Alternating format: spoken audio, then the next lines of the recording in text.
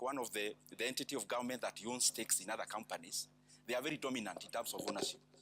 Because Singapore in its start, as much as it was promoting private side of the economy, the government was also very heavy in terms of state capitalism. So the economy actually that is very close to what Kenya should be, if we actually mean to emulate a country, it is actually South Korea. Because if you look at the size of that country you mentioned, vis-a-vis Kenya, totally off. Even a county in Kenya is bigger in terms of geographical size, population-wise, and the same. If you compare the same with a country, for example, South Korea, more or less, our ideals economically bled more with South Korea.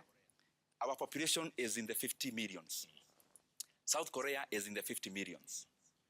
Our country, our aspiration is to promote private sector-driven capitalism. And that is why we keep on divesting from government stakes.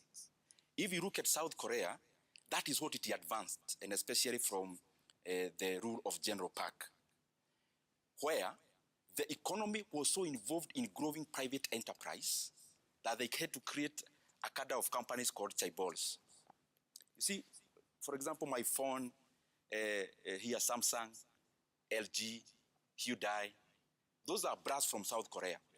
But they were created by a deliberate government policy. Why?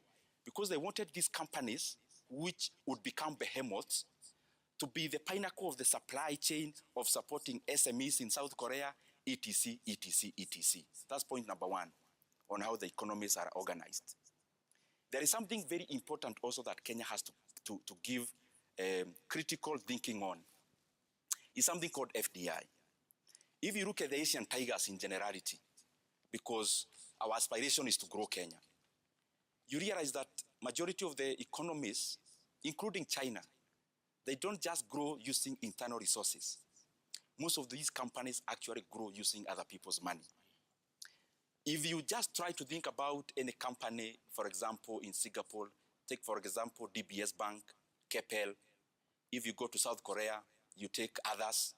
You go to China, take any BYD, you realize there is, in all those, what I'm trying to make, because I'm trying to just jump into the point because of time.